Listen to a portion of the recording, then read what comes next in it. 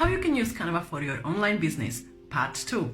So, hi, my name is Barbara Template. I create social media templates, digital products. I create plenty of videos teaching people how to use Canva, showing them how to use Canva for their business. And today I'm going to talk about another way how you can use Canva and make some profit or make your online business, what you can create in Canva.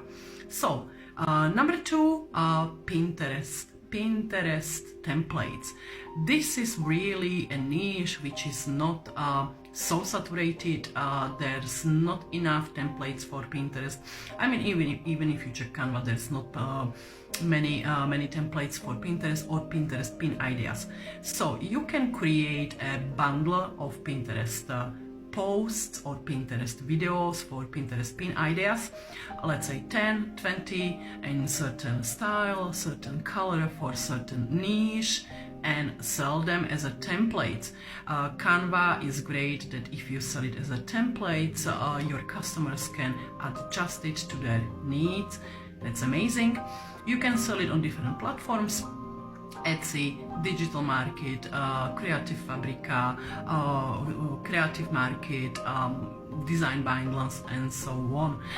You can sell them on your website, you can promote them on your blog.